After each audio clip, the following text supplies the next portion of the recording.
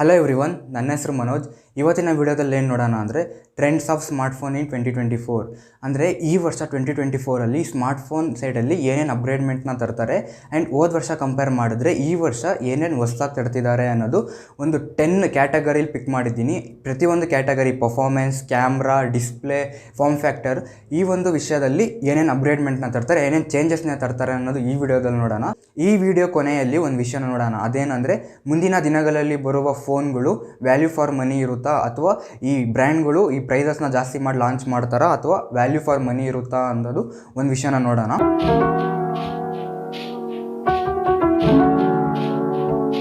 So ಮೊದಲನೇದಾಗಿ ಕ್ಯಾಮ್ರಾಸ್ನ ನೋಡೋಣ.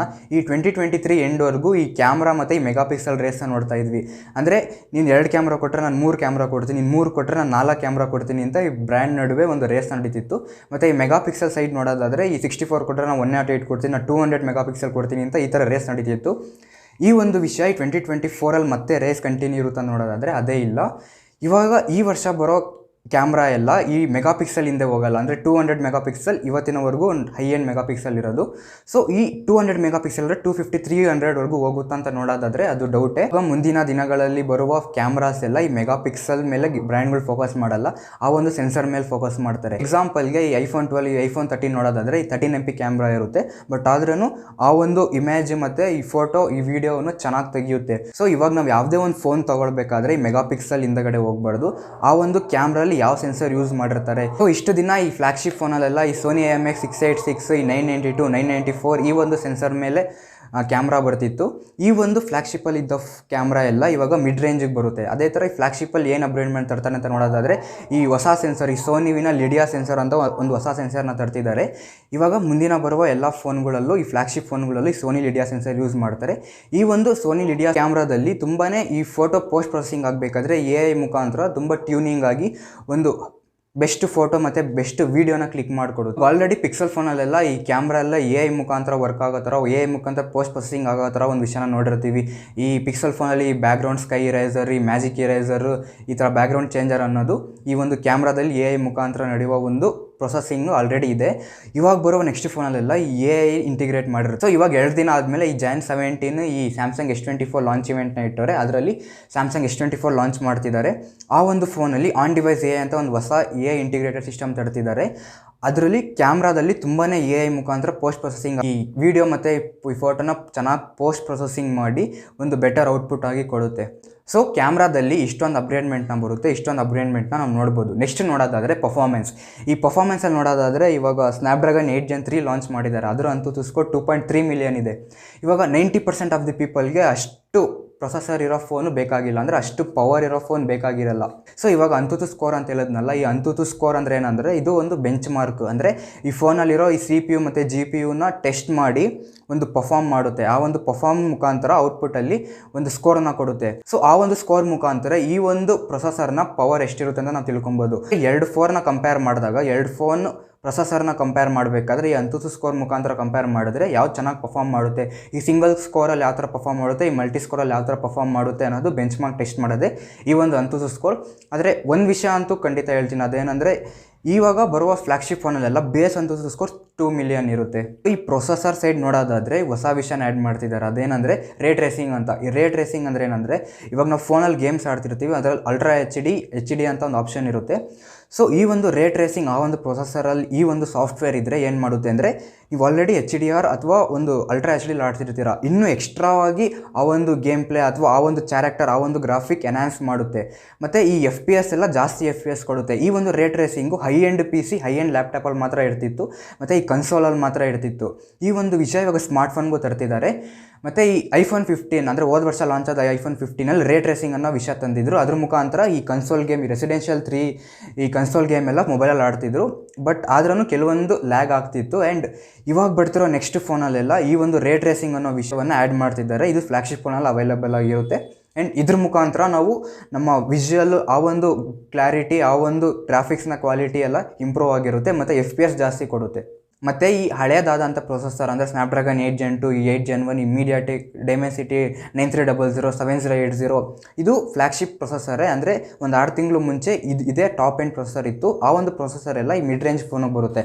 ಅಂದರೆ 35,000-40,000 ಫೋನ್ಗೆಲ್ಲ ಈ ಒಂದು ಹೈ ಎಂಡ್ ಪ್ರೊಸೆಸರ್ ಬರುತ್ತೆ.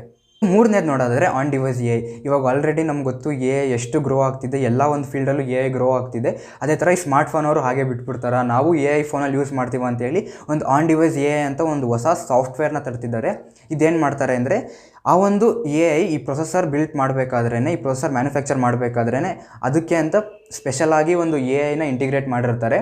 ಸೊ ಇದೇನು ಮಾಡುತ್ತೆ ಅಂದರೆ ಇವಾಗ ನಾವು ಫೋನಲ್ಲಿ ಏನಾದರೂ ಒಂದು ಪರ್ಫಾರ್ಮ್ ಮಾಡಬೇಕಾದ್ರೆ, ಇವಾಗ ಎಕ್ಸಾಂಪಲ್ ಇವಾಗ AI ಏನೋ ಪ್ರೊಸೆಸ್ ಮಾಡಬೇಕಾದ್ರೆ, ಇವಾಗ ಫೋನಲ್ಲಿ ಏನೋ ಒಂದು ಬ್ಯಾಕ್ಗ್ರೌಂಡ್ ರಿಮೂವ್ ಮಾಡಬೇಕಂದ್ರೇನು ನಮ್ಮ ಫೋನಲ್ಲಿ ಯಾವುದೂ ಆ್ಯಪ್ಸ್ ಇರೋಲ್ಲ, ಅಂದರೆ ಇಂಟಿಗ್ರೇಟೆಡ್ ಯಾವುದೂ ಆ್ಯಪ್ಸ್ ಇರೋಲ್ಲ. ನಾವು ಯಾವುದೇ ಒಂದು ಥರ್ಡ್ ಪಾರ್ಟಿ ಅಪ್ಲಿಕೇಶನ್ ವೆಬ್ಸೈಟಿಗೆ ಹೋಗಿ ನಾವು ಬ್ಯಾಕ್ಗ್ರೌಂಡ್ನ ರಿಮೂವ್ ಮಾಡ್ತಿದ್ವಿ ಅಥವಾ ಏನಾದರೂ ಚೇಂಜ್ನ ಮಾಡ್ತಿದ್ವಿ. ಸೊ ಈ ಆನ್ ಡಿವೈಸ್ AI ಬರ್ದಿರೋ ವಿಷಯ ಏನಾಗುತ್ತೆ ಅಂದರೆ ಆಲ್ರೆಡಿ ನೀವು ಫೋನಲ್ಲಿ ಅಷ್ಟೊಂದು AI ಇಂಟಿಗ್ರೇಟ್ ಮಾಡಿರ್ತಾರೆ. ಇದ್ರ ಮುಖಾಂತರ ನೀವು ಏನೇ ಪರ್ಫಾರ್ಮ್ ಮಾಡಬೇಕಂದ್ರೂ ನೀವು ಬೇರೆ ಥರ್ಡ್ ಪಾರ್ಟಿ ಅಪ್ಲಿಕೇಶನ್ ಯೂಸ್ ಮಾಡ್ದಲ್ಲ ನಿಮ್ಮ ಫೋನೊಳಗಡೆ ಇಂಟಿಗ್ರೇಟ್ ಆಗಿರುತ್ತೆ. ಅದ್ರ ಮುಖಾಂತರ ನೀವು ಚೇಂಜಸ್ನ ಮಾಡ್ಬೋದು. ಆ್ಯಂಡ್ ಈ ಒಂದು AI ಇರೋದ್ರಿಂದ ನಿಮ್ಗೆ ಇಂಟರ್ನೆಟ್ ಬೇಕಾಗಿರಲ್ಲ. ಅಂದರೆ ನೀವು AI ಏನೇ ಪರ್ಫಾರ್ಮ್ ಮಾಡಬೇಕಂದ್ರೇನು, ಥರ್ಡ್ ಪಾರ್ಟಿಗೆ ಹೋಗ್ಬೇಕಂದ್ರೇನು ಅಂದರೆ ಈ ಇಂಟರ್ನೆಟ್ ಮುಖಾಂತರ ಕಮ್ಯುನಿಕೇಟ್ ಆಗ್ತಿತ್ತು. ಸೊ ಈ ಆಲ್ರೆಡಿ ಫೋನಲ್ಲಿ AI ಇರೋದ್ರಿಂದ ನಿಮ್ಗೆ ಇಂಟರ್ನೆಟೇ ಬೇಕಾಗಿರಲ್ಲ. ಆ್ಯಂಡ್ ಇದ್ರ ಮುಖಾಂತರ ಲೇಟೆನ್ಸಿನೂ ಕಡಿಮೆ ಆಗುತ್ತೆ. ಆ್ಯಂಡ್ ನಿಮ್ಮ ಫೋನಲ್ಲೂ ಆನ್ ಡಿವೈಸ್ AI ಅನ್ನೋದು ತುಂಬ ಯೂಸ್ಫುಲ್ ಆಗಿರುತ್ತೆ. ಇವಾಗ ಆಲ್ರೆಡಿ ಆನ್ ಡಿವೈಸ್ AI ನೋಡೋದಾದರೆ ಈ ಗೂಗಲ್ ಪಿಕ್ಸೆಲ್ ಫೋನಲ್ಲಿ ಆಲ್ರೆಡಿ ಇದೆ, ಮತ್ತು S24 ಈ ಸ್ಯಾಮ್ಸಂಗ್ ಫೋನಲ್ಲೂ ಆ ಒಂದು ಆನ್ ಡಿವೈಸ್ AI ತರ್ತಿದ್ದಾರೆ. ಈ ಆನ್ ಡಿವೈಸ್ AI ಬಗ್ಗೆ ಇನ್ನೂ ನೋಡೋದಾದರೆ ಈ Vivo X90, Vivo X100 ಫೋನಲ್ಲೆಲ್ಲ ಈ Vivo V1 ಚಿಪ್ ಅಂತ ಒಂದು ಕ್ಯಾಮ್ರಾಗಂತಲೇ ಸ್ಪೆಷಲ್ AI ಚಿಪ್ನ ಆಲ್ರೆಡಿ ಲಾಂಚ್ ಮಾಡವ್ರೆ. ಸೊ 4ನೇ ಕ್ಯಾಟಗರಿ ನೋಡೋದಾದರೆ ಡಿಸ್ಪ್ಲೇ, ಈ ರೆಡ್ಮಿ K70 Pro ಫೋನಲ್ಲಿ ನೋಡೋದಾದರೆ 4K ನಿಟ್ ಬ್ರೈಟ್ನೆಸ್ವರೆಗೂ ತಂದವ್ರೆ.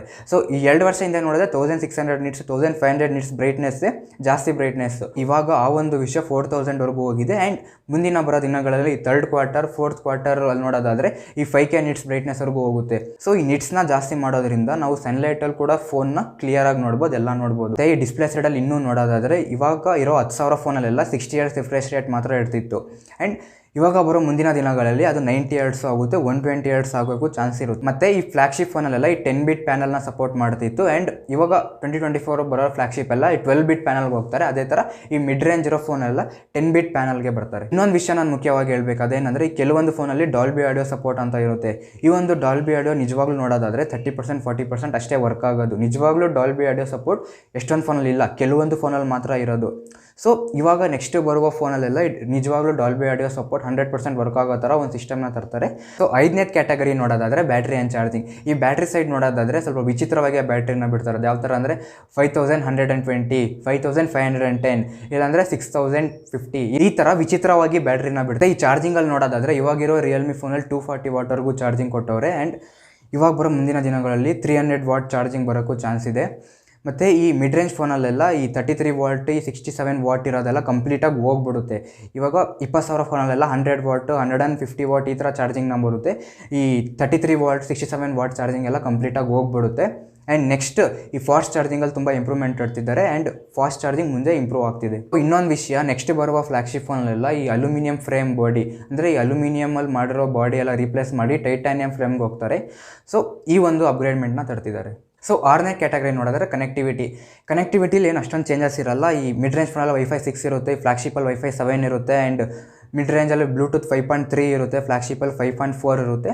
ಸೊ ಕನೆಕ್ಟಿವಿಟಿ ವಿಷಯದಲ್ಲಿ ಏನೇ ಅಪ್ಗ್ರೇಡ್ಮೆಂಟ್ ಇರಲ್ಲ, ಅಪ್ಗ್ರೇಡ್ಮೆಂಟ್ ಇರುತ್ತೆ ಆದರೆ ಸ್ವಲ್ಪ ಇಂಕ್ರಿಮೆಂಟ್ ಅಪ್ಗ್ರೇಡ್ ಮಾತ್ರ ಇರುತ್ತೆ. ಸೊ 7ನೇದು ನೋಡೋದಾದರೆ ಸ್ಯಾಟಲೈಟ್ ಕನೆಕ್ಟಿವಿಟಿ. ಈ ಸ್ಯಾಟಲೈಟ್ ಕನೆಕ್ಟಿವಿಟಿ, ಸ್ಯಾಟಲೈಟ್ GPS ಅನ್ನೋದು ಈ 2023 ಸ್ಟಾರ್ಟಿಂಗಲ್ಲಿ ತುಂಬಾ ಹೈಪ್ ಮಾಡಿ ಇದ್ರ ಬಗ್ಗೆ ಮಾತಾಡ್ತಿದ್ರು. ಈ ಸ್ಯಾಟಲೈಟ್ ಮುಖಾಂತರ GPS ವರ್ಕ್ ಆಗೋ ಥರ ಒಂದು ವಿಷಯನ ಮಾತಾಡ್ತಿದ್ರು.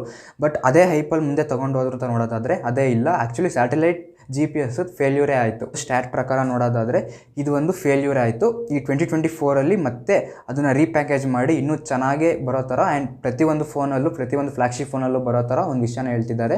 ನೋಡೋಣ ಸ್ಯಾಟಲೈಟ್ ಕನೆಕ್ಟಿವಿಟಿ ಯಾವ ಥರ ವರ್ಕ್ ಆಗುತ್ತೆ, ಅದರಲ್ಲಿ ಏನೇನು ಅಪ್ಗ್ರೇಡ್ಮೆಂಟ್ ತರ್ತಿದ್ದಾರೆ ಅನ್ನೋದು ನೋಡೋಣ. ಸೊ 8ನೇದು ನೋಡೋದಾದರೆ AR/VR ಟ್ರೆಂಡ್. ನನ್ನ ಪರ್ಟಿಕ್ಯುಲರ್ ಫೇವ್ರೇಟ್ ಕ್ಯಾಟಗರಿ ಅದೇನಂದರೆ augmented reality, mixed reality, virtual reality. ಈ ಒಂದು ಕಾನ್ಸೆಪ್ಟ್ ಬೇಸ್ಡ್ ಹೆಡ್ಸೆಟ್ಟು ಈ ಒಂದು ಮಾರ್ಕೆಟ್ಗೆ ಬರೋಕ್ಕೆ ಸ್ಟಾರ್ಟ್ ಆಗುತ್ತೆ. ಆ್ಯಂಡ್ ಕೆಲವೊಂದು ಕಂಪ್ನಿ ಮಾತ್ರ ಇದೆ. ಎಕ್ಸಾಂಪಲ್ಗೆ ಆ್ಯಪಲ್ ವಿಷನ್ ಪ್ರೋ ಮತ್ತು ಮೆಟಾಕ್ವೆಸ್ಟ್ ಈ ಥರ ಕೆಲವೊಂದು ವಿಷನ್ ಪ್ರೋ ಮಾತ್ರ ಇಡ್ತಿತ್ತು, ಅಂದರೆ ಕೆಲವೊಂದು ಮಿಕ್ಸ್ಡ್ ರಿಯಾಲಿಟಿ ಹೆಡ್ಸೆಟ್ ಮಾತ್ರ ಇಡ್ತಿತ್ತು. ಸೊ ಇವಾಗ ಬರೋ ಮುಂದಿನ ದಿನಗಳಲ್ಲಿ ಈ ಥರ ಒಂದು ಪ್ರಾಡಕ್ಟು ತುಂಬಾ ಮಾರ್ಕೆಟಲ್ಲಿ ಸೇಲ್ ಆಗುತ್ತೆ ಆ್ಯಂಡ್ ತುಂಬಾ ಮಾರ್ಕೆಟಿಗೆ ಬರುತ್ತೆ. And 2024 is the starting for AR/VR trend. So 9ನೇ ನೋಡೋದಾದರೆ ಸ್ಮಾರ್ಟ್ ವಾಚ್. ಈ 2023ಯಲ್ಲಿ ಹೈಯೆಸ್ಟ್ ಗ್ರೋತ್ ಇನ್ ವೇರಿಯಬಲ್ಸ್ ನೋಡೋದಾದರೆ ಈ ಸ್ಮಾರ್ಟ್ ವಾಚಸ್ಸೇ. ಅದೇ ಥರ ತುಂಬ ಜನ ಸ್ಮಾರ್ಟ್ ವಾಚ್ನ ಪರ್ಚೇಸ್ ಮಾಡಿದ್ರು ಹೋದ ವರ್ಷ. ಅದೇ ಥರ ಈ ವರ್ಷನೂ ತುಂಬ ಜನ ಸ್ಮಾರ್ಟ್ ವಾಚ್ನ ಪರ್ಚೇಸ್ ಮಾಡ್ತಾರೆ. ಇವಾಗ ವೇರಿಯಬಲ್ಸಲ್ಲಿ ಸ್ಮಾರ್ಟ್ ವಾಚ್ ಅನ್ನೋ ವಿಷಯನ ಹೊರತು ಒಂದು ಹೊಸದಾಗಿ ಸ್ಮಾರ್ಟ್ ರಿಂಗ್ ಅಂತ ಒಂದು ವಿಷಯನ ಬರ್ತಿದೆ. ಆಲ್ರೆಡಿ ಈ ಬೋಟ್ ಅವರು ಸ್ಮಾರ್ಟ್ ರಿಂಗ್ ಅವರು ಬಿಟ್ಟಿದ್ರು. ಅದೇ ಥರ ಇವಾಗ ಬರೋ ಮುಂದಿನ ದಿನಗಳಲ್ಲಿ ತುಂಬ ಬ್ರ್ಯಾಂಡ್ ಈ ಸ್ಮಾರ್ಟ್ ರಿಂಗ್ ಅನ್ನೋದು ಒಂದು ವಿಷಯನ ತರ್ತಿದ್ದಾರೆ. 10ನೇ ಕ್ಯಾಟಗರಿ ನೋಡೋದಾದರೆ ಈ ಕಾನ್ಸೆಪ್ಟ್ ಫೋನ್. ಈ ವರ್ಷ ಆದರೂ ಈ ರೋಲೆಬಲ್ ಫೋನ್ ಬರುತ್ತಾ ಅಥವಾ ಡಬಲ್ ಫೋಲ್ಡ್ ಫೋನ್ ಬರುತ್ತಾ ನೋಡೋದಾದರೆ ಅದು ಸರಿ ಗೊತ್ತಿಲ್ಲ, ಬರುತ್ತಾ ಇಲ್ವ ಅಂತ ಸರಿ ಗೊತ್ತಿಲ್ಲ. ಮತ್ತು ಈ ವರ್ಷ MWC ಇವೆಂಟಲ್ಲಿ ರೋಲೆಬಲ್ ಫೋನ್ ಮತ್ತು ಈ ಡಬಲ್ ಫೋಲ್ಡ್ ಫೋನೆಲ್ಲ ಇಟ್ಟಿದ್ರು. ಇನ್ನೂ ಬರುತ್ತಾ ಇಲ್ವೋ ಅಂತ ಇನ್ನೂ ಸರಿ ಗೊತ್ತಿಲ್ಲ. ಆ್ಯಂಡ್ ಯಾವುದೇ ಒಂದು ಕ್ಲಿಯರೆನ್ಸು, ಯಾವುದೇ ಒಂದು ಲೀಕ್ಸ್ ಏನೂ ಬಂದಿಲ್ಲ. ಮತ್ತು ಈ ವರ್ಷ ಯಾವುದಾದ್ರೂ ಕಾನ್ಸೆಪ್ಟ್ ಫೋನ್ ಬರುತ್ತಾ ಅಂತ ನೋಡೋದಾದರೆ ಇದ್ರ ಬಗ್ಗೆ ಏನೂ ನ್ಯೂಸು ಇಲ್ಲ, ಯಾವುದೂ ಲೀಕ್ಸು ಇಲ್ಲ. ಸ್ವಲ್ಪ ದಿನ ವೆಯ್ಟ್ ಮಾಡೇ ನೋಡಬೇಕು ಏನು ಬರುತ್ತೆ ಅಂತ. ಮತ್ತು ಈ ಫೋಲ್ಡ್ ಫೋನು ಮತ್ತು ಈ ಫೋಲ್ಡೇಬಲ್ ಫೋನ್ ಎಲ್ಲ ಇರುತ್ತಲ್ಲ, ಅದು ತುಂಬ ಜನ ಯೂಸ್ ಮಾಡೋಕ್ಕೆ ಸ್ಟಾರ್ಟ್ ಮಾಡ್ತಾರೆ. ಆ್ಯಂಡ್ ಇವತ್ತಿನವರೆಗೂ ಒಂದು 10,000 ಜನದಲ್ಲಿ ಒಬ್ಬರು ಮಾತ್ರ ಫೋಲ್ಡೇಬಲ್ ಅಥವಾ ಫ್ಲಿಪ್ ಫೋನ್ ಯೂಸ್ ಮಾಡ್ತಿದ್ದಾರೆ. ಬರೋ ಮುಂದಿನ ದಿನಗಳಲ್ಲಿ ತುಂಬ ಜನ ಈ ಫೋಲ್ಡ್ ಫೋನ್, ಈ ಫ್ಲಿಪ್ ಫೋನ್ ತಗೊಳ್ಳೋಕ್ಕೆ ಸ್ಟಾರ್ಟ್ ಮಾಡ್ತಾರೆ. ಮತ್ತು ಈ ಫೋಲ್ಡ್ ಫೋನ್ ಎಲ್ಲ 70,000ವರೆಗೂ ಹೋಗ್ತಿತ್ತು. ಆ್ಯಂಡ್ ಇದು 40,000 50,000ವರೆಗೂ ಬರೋಕ್ಕೆ ಚಾನ್ಸ್ ಇರುತ್ತೆ. ಮತ್ತು ಈ ಫ್ಲಿಪ್ ಫೋನ್ ಎಲ್ಲ ಈ 35,000 30,000 ಬರೋಕ್ಕೂ ಚಾನ್ಸ್ ಇರುತ್ತೆ. ಈ ಫೋಲ್ಡೇಬಲ್ ಮತ್ತು ಫ್ಲಿಪ್ ಫೋನ್ ರೇಟ್ ಕಡಿಮೆ ಆಗುತ್ತೆ. ಮತ್ತು ತುಂಬ ಜನ ಇದನ್ನು ಯೂಸ್ ಮಾಡೋಕ್ಕೆ ಸ್ಟಾರ್ಟ್ ಮಾಡ್ತಾರೆ. ಈ ಥರ ಒಂದು ಕಾನ್ಸೆಪ್ಟ್ ಫೋನು ತುಂಬ ಜನ ಯೂಸ್ ಮಾಡೋಕ್ಕೆ ಸ್ಟಾರ್ಟ್ ಮಾಡ್ತಾರೆ. ಈ ಸ್ಮಾಲ್ ಥಿಂಗ್ಸ್ ಅಪ್ಗ್ರೇಡ್ ನೋಡೋದಾದರೆ ಈ IP68 ರೇಟಿಂಗ್, ಇದು ಫ್ಲಾಗ್ಶಿಪ್ಪಲ್ಲಿ ಒಂದು splash proof water proof rating ಇತ್ತು. ಅದು ಮಿಡ್ ರೇಂಜ್ ಫೋನ್ಗೆಲ್ಲ ಬರೋಕ್ಕೆ ಸ್ಟಾರ್ಟ್ ಆಗುತ್ತೆ. ನೆಕ್ಸ್ಟ್ ವಿಷಯ ನೋಡೋದಾದರೆ ಸಾಫ್ಟ್ವೇರ್. ಈ ಸಾಫ್ಟ್ವೇರ್ ಅಂದಾಗ ಒಂದು ವಿಷಯ ನನಗೆ ನೆನಪಾಯ್ತು. ಅದೇನಂದರೆ ಎಲ್ಲದು ನನ್ನ ಕೈಯಲ್ಲಿರೋದು POCO X3 ಫೋನ್. ಈ ಫೋನು ನಾನು ಸಾಫ್ಟ್ವೇರ್ ಅಪ್ಡೇಟ್ ಮಾಡಿದಾಗ ಫೋನ್ ಡೆಡ್ ಆಗಿಬಿಡ್ತು. ತುಂಬ ಫೋನಲ್ಲಿ ಒಂದು ಪ್ರಾಬ್ಲಮ್ ಬರ್ತಿತ್ತು. ಅದೇನೆಂದರೆ ಈ ಸಾಫ್ಟ್ವೇರ್ ಅಪ್ಡೇಟ್ ಮಾಡಿದಾಗ ಮದರ್ ಬೋರ್ಡ್ ಡೆಡ್ ಆಗೋದು, ಅಥವಾ ಈ ಫೋನ್ ಅಪ್ಡೇಟ್ ಮಾಡಿದ್ರೆ ಗ್ರೀನ್ ಲೈನ್ ಬರೋದು. ಈ OnePlus ಫೋನೆಲ್ಲ ಗ್ರೀನ್ ಲೈನ್ ಬರ್ತಿತ್ತು. ಅದೇ ಥರ ಈ ಸಾಫ್ಟ್ವೇರ್ ಅಪ್ಡೇಟ್ ಮಾಡೋ ಮುಖಾಂತರ ಕೆಲವೊಂದು ಪ್ರಾಬ್ಲಮ್ಸ್ನ ಫೇಸ್ ಮಾಡ್ತಿದ್ದೀವಿ. ಸೊ ಈ ಥರ ಪ್ರಾಬ್ಲಮ್ ಬರೋದಕ್ಕೆ ಕಾರಣ ಏನು? ಟೆಕ್ನಿಕಲಾಗಿ ನೋಡೋದಾದರೆ ಸಾಫ್ಟ್ವೇರಿಂದನೇ ಬರುತ್ತಾ ಅಥವಾ ಹಾರ್ಡ್ವೇರ್ ಪ್ರಾಬ್ಲಮ್ ಏನಾದ್ರೂ, ಈ ಬ್ರ್ಯಾಂಡ್ ಏನಾದರೂ ನಮ್ಮನ್ನ ಚೀಟ್ ಮಾಡ್ತಾರೋ ಅಥವಾ ಬೇರೆ ಏನಾದರೂ ಪ್ರಾಬ್ಲಮ್ ಇದೆಯಾ? ಈ ಮದರ್ ಬೋರ್ಡ್ ಡೆಡ್ ಆಗೋದು, ಈ ಗ್ರೀನ್ ಲೈನ್ ಬರೋದು ತುಂಬ ಜನ ಫೋನಿಗೆ ಬಂದಿತ್ತು. ಅದನ್ನು ಟೆಕ್ನಿಕಲಾಗಿ ರೀಸನ್ ಏನು, ಕಾರಣ ಏನು ಇದೆಯಾ, ಎಂತಕ್ಕೆ ಬರುತ್ತೆ ಅನ್ನೋದು ನನಗೆ ಗೊತ್ತಿರೋ ಹಾಗೆ ಯಾರೂ ಮಾತಾಡಿಲ್ಲ. ಟೆಕ್ನಿಕಲಾಗಿ ಏನು ನಡೆಯುತ್ತೆ ಅನ್ನೋದು ಯಾರೂ ಮಾತಾಡಿಲ್ಲ. ಆ್ಯಂಡ್ ಸುಮ್ಮನೆ ಸಾಫ್ಟ್ವೇರ್ ಅಪ್ಡೇಟ್ ಮಾಡಿದ್ರೆ ಹೋಗ್ಬಿಡುತ್ತೆ ಅಂತ ಒಂದು ವಿಷಯನ ಹೇಳ್ತಿದ್ದಾರೆ. ಬಟ್ ನಿಜವಾಗ್ಲೂ ಏನು ನಡೆಯುತ್ತೆ ಅನ್ನೋದು ನೆಕ್ಸ್ಟ್ ವೀಡಿಯೋ ನಾನು ಡೀಟೇಲಾಗಿ ಹೇಳ್ತೀನಿ. ನೆಕ್ಸ್ಟ್ ವೀಡಿಯೋನ ನೋಡಿ. ಇವಾಗ ಬ್ಯಾಕ್ ಟು ದ ಟಾಪಿಕ್. ಇವಾಗ ಸಾಫ್ಟ್ವೇರ್ ಸೈಡ್ ಏನೇನು ಅಪ್ಡೇಟ್ ತರ್ತಾರೆ ಅಂತ ನೋಡೋದಾದರೆ, ಗೂಗಲ್ ಫೋನಲ್ಲೆಲ್ಲ ಈ ಗೂಗಲ್ ಪಿಕ್ಸೆಲ್ ಫೋನು ಮತ್ತು ಈ ಸ್ಯಾಮ್ಸಂಗ್ ಫೋನಲ್ಲೆಲ್ಲ 4 years 5 years ಅಪ್ಡೇಟ್ ಕೊಡ್ತಾರೆ. 4 years security update, 5 years software update ಅಂತ ಕೊಡ್ತಿದ್ದಾರೆ. ಅದೇ ಥರ ಇವಾಗ ಬರೋ ನೆಕ್ಸ್ಟ್ ಫೋನಲ್ಲೆಲ್ಲ ಮಿನಿಮಮ್ 2 years ಅಥವಾ ಮಿನಿಮಮ್ 3 years ಸೆಕ್ಯೂರಿಟಿ ಅಪ್ಡೇಟ್ ಇರುತ್ತೆ. ಈ ಥರ 3 years 4 years ಅಪ್ಡೇಟ್ ಕೊಡೋದು ಪ್ರತಿಯೊಂದು ಬ್ರ್ಯಾಂಡ್ನು ಈ ಒಂದು ವೆಲ್ಕಮ್ ಟ್ರೆಂಡಾಗಿ ಮಾಡ್ತಾರೆ. ಆ್ಯಂಡ್ 2024 ಬರುವ ಫೋನ್ ಎಲ್ಲ ಮಿನಿಮಮ್ 3 years ಆಫ್ ಅಪ್ಡೇಟ್ ಇರುತ್ತೆ. ಇವಾಗ ವಿಡಿಯೋ ಎಂಡ್ಗೆ ಬಂದ್ವಿ. ಇವಾಗ ಪ್ರೈಸಿಂಗ್ನ ನೋಡೋಣ. ಈ ವರ್ಷ ಬರುವ ಫೋನ್ ಎಲ್ಲ ಪ್ರೈಸಿಂಗ್ ಓವರ್ ಪ್ರೈಸ್ ಆಗಿರುತ್ತಾ ಅಂತ ನೋಡೋದಾದರೆ, ಇವಾಗ ಬರುವ ಫೋನ್ ಎಲ್ಲ ತುಂಬ ಫೋನು ವ್ಯಾಲ್ಯೂ ಫಾರ್ ಮನಿನೇ ಇರುತ್ತೆ. ಇವಾಗ ನಾವು 2 ವರ್ಷ ಹಿಂದೆ ನಾವು ಕಂಪೇರ್ ಮಾಡಿದ್ರೆ, 2 ವರ್ಷ ಹಿಂದೆ ಕೋವಿಡ್ ಇತ್ತು. ಈ ಫೋನಲ್ಲಿ ಸೆಮಿ ಕಂಡಕ್ಟರ್ ಮಾಡ್ತಾರಲ್ಲ, ಈ ಮದರ್ ಬೋರ್ಡ್ ಪ್ರೊಸೆಸರ್ ಎಲ್ಲ ಸೆಮಿ ಕಂಡಕ್ಟರಿಂದನೇ ಮಾಡೋದು. ಈ ಒಂದು ಸೆಮಿ ಕಂಡಕ್ಟರ್ ಇಂಡಸ್ಟ್ರಿ ಎಲ್ಲಿದೆ ಅಂದರೆ ಈ ಚೈನಾ ಮತ್ತು ಟೈವಾನಲ್ಲಿ ಇತ್ತು. ಅಲ್ಲೇ ಜಾಸ್ತಿ ಕೊರೋನಾ ಪ್ರಾಬ್ಲಮ್ ಇರೋದ್ರಿಂದ ಆ ಒಂದು ಇಂಡಸ್ಟ್ರಿನ ಮುಚ್ಚಿದ್ರು. 2 years ಹಿಂದೆ ನೋಡೋದಾದರೆ ತುಂಬಾ ಫೋನು ಓವರ್ ಪ್ರೈಸಾಗಿ ಮಾಡ್ತಿದ್ರು. ಸೊ ಈ 2023ಯಲ್ಲಿ ನೋಡೋದಾದರೆ ಹೋದ ವರ್ಷ ತುಂಬಾ ಫೋನು ವ್ಯಾಲ್ಯೂ ಫಾರ್ ಮನಿಯಾಗಿ ಬಂತು.